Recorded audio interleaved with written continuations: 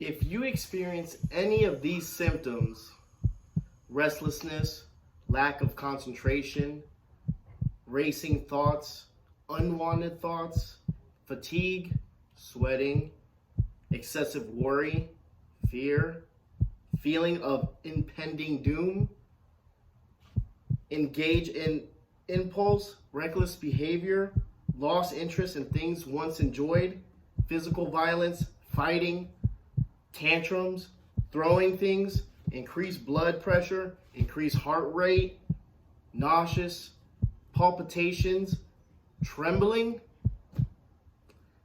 you just experienced every regular season Titans game. Just like this one. McNair gives it to George, running right up the middle. Touchdown! Titans!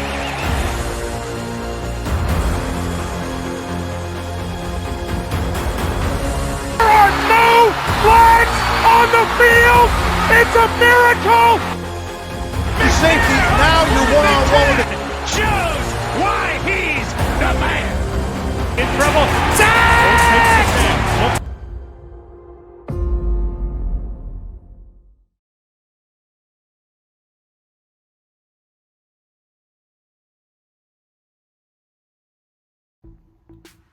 What's up, everyone? How's everyone doing out there? It's Sunday. It's going to be Victory Monday. The Tennessee Titans, your truly Tennessee Titans, have beaten the Las Vegas Raiders. The score was 24-22. The Tennessee Titans officially move on, get our first win of the regular season. We are now 1-2, and the Las Vegas Raiders go to 0-3. It was the battle of the undefeated today, and I still feel, even though we won, I still feel like, I don't know, I don't feel, I mean, don't get me wrong, a win's a win in the regulars, in the NFL. It's very hard to win, especially the Raiders aren't a bad team at all, but still just a lot of things that need to be left at the table that we're going to obviously talk about. We're going to talk about some of the stats. We're going to talk about some of the pros, some of the cons, my concerns. And obviously, I like to, go with things and go with positivity all the time and try to look forward to the future, what we could take from this game, move on and use it to the next game, and what we need to fix, which there are a couple things that need to be fixed with the Tennessee Titans. But like I said, Ryan Tannehill, here are the stats. Ryan Tannehill went 19-27, 264 yards, 1 touchdown, and a really, really bad interception. Derrick Henry, they got him going finally.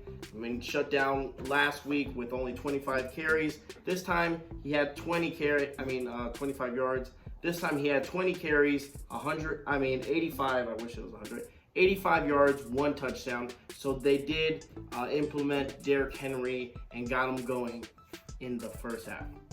Robert Woods showed up, 4 receptions, 85 yards. It was nice to see him get engaged and take the number 1 wide receiver spot that, it is his for the taking, unless Treylon Burks comes in.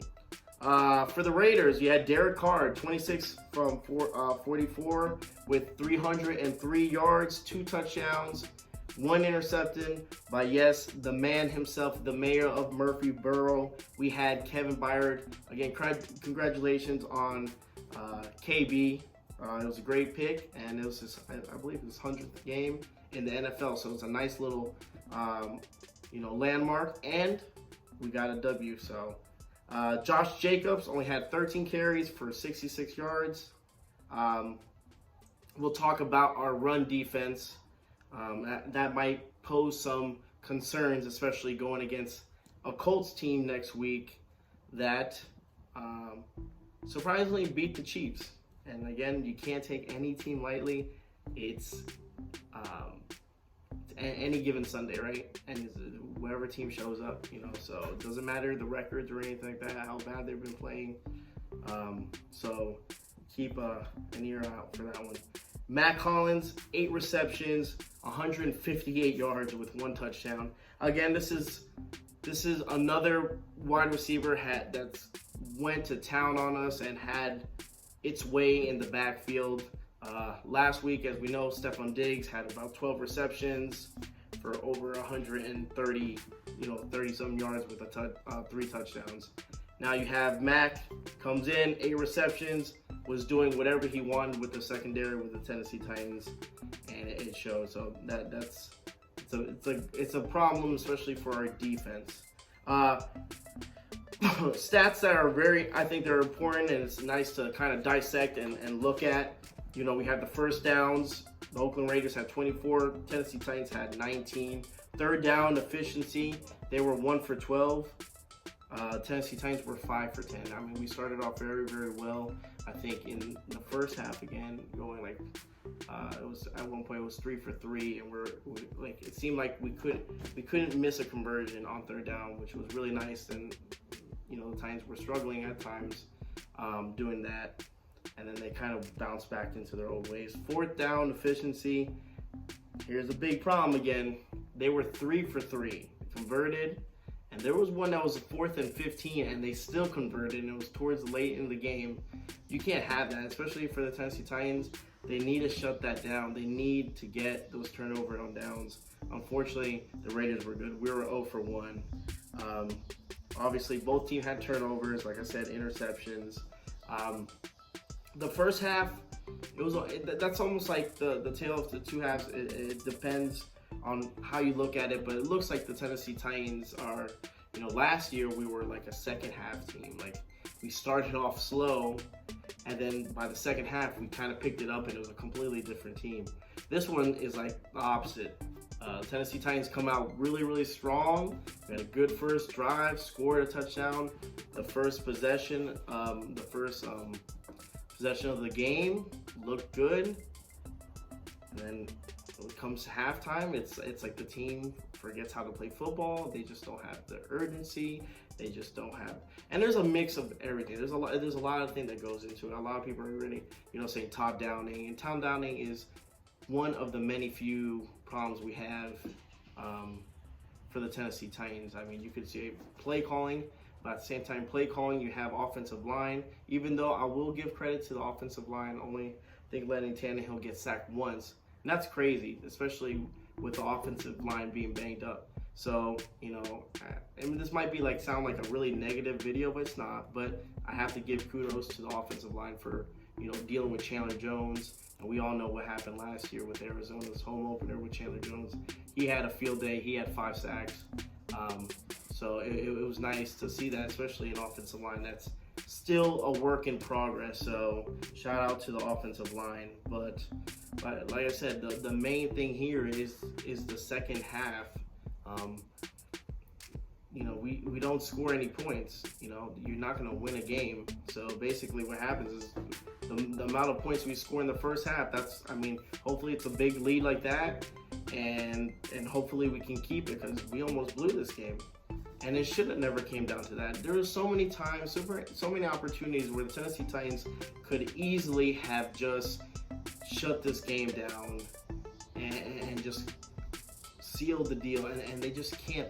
For some reason, this team can't close the book. They can't just on these things that they just can't do. It's unfortunately, and it's going to be a problem if later on in the season when we were playing, half of these good teams, Kansas City and stuff. So yeah, that's the problem with the Tennessee Titans as of right now.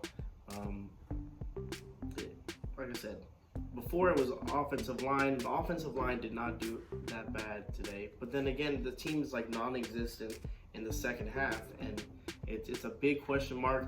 I think it's hard to say exactly. You can't pinpoint exactly what the problem is. Obviously, like I said before, Todd Downing. Everyone says it's Todd Downing, but then again, Todd Downing can call the play. But if Robert Woods goes out, and not that it happened, but Tannehill throws a pass to Robert Woods and he drops the pass, and the design was good. That's not on Downing. That's on the players. So I think you have to take accountability to the players. And you had to take accountability to obviously the play calling and coaching. So I think it's everyone, like I said, it's everyone mixed together.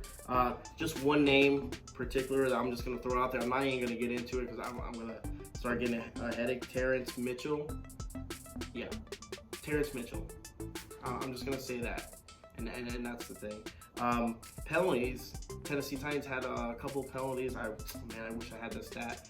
They had a couple penalties that, that's not the Tennessee Titans. Tennessee Titans were one of the best teams with the least amount of penalties. And I mean, lately, obviously, with starting rookies and starting, corners that are, starting new and fresh, and they're not really acquainted to the system and not acquainted to the NFL, it's gonna happen. You're gonna have some growing pains, unfortunately.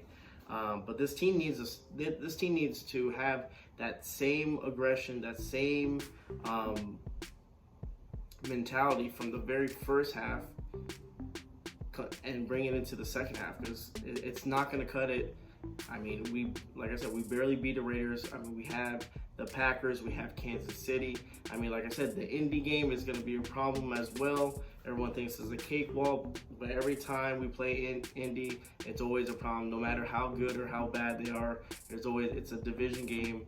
They like to bring it to us, and you know what? Our run defense isn't the greatest. They didn't exploit it that much on this game, but you could see the holes. You see them.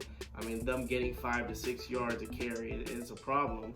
And like I said, our corners.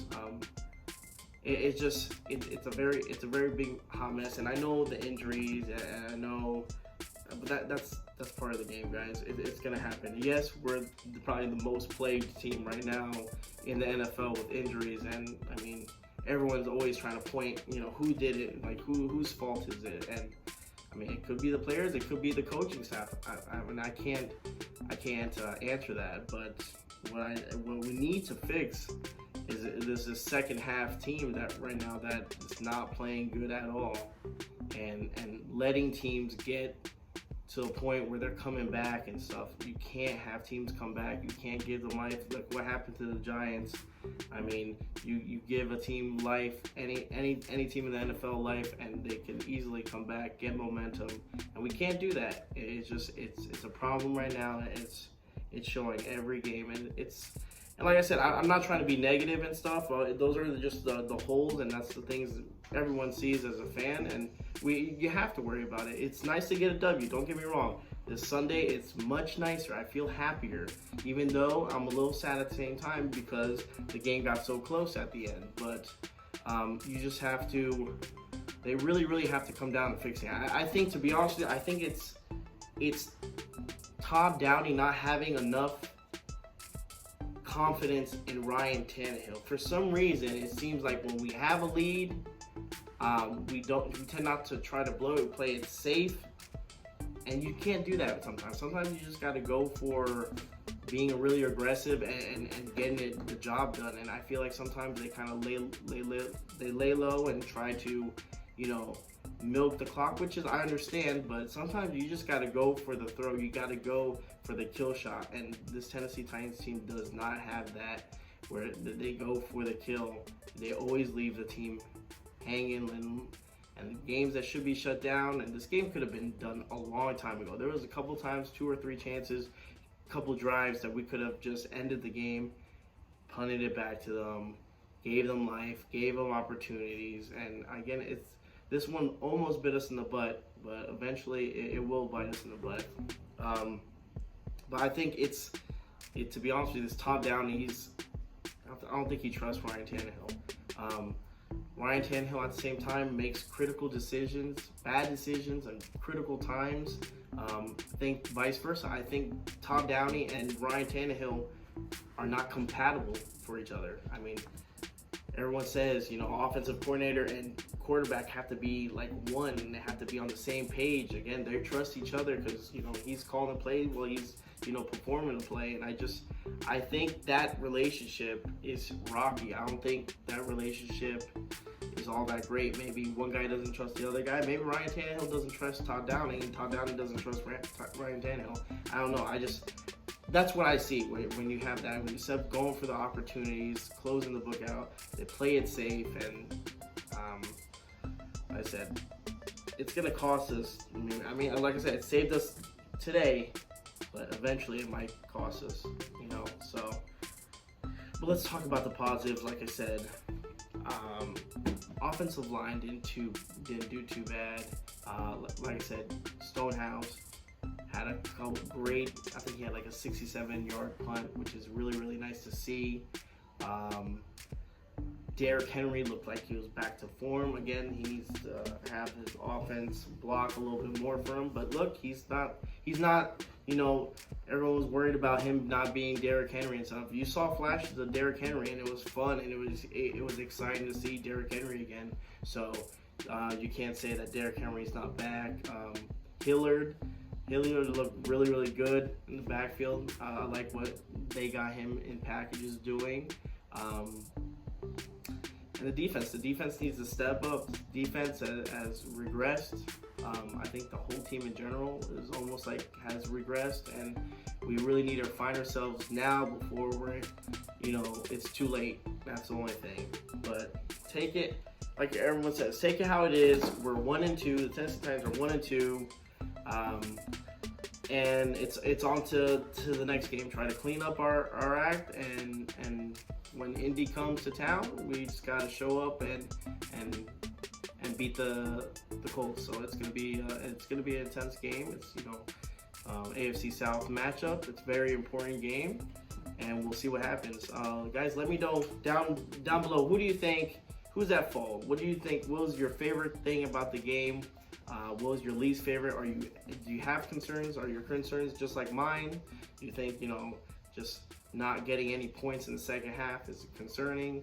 Are you okay? You think it's too early? It's not panic mode?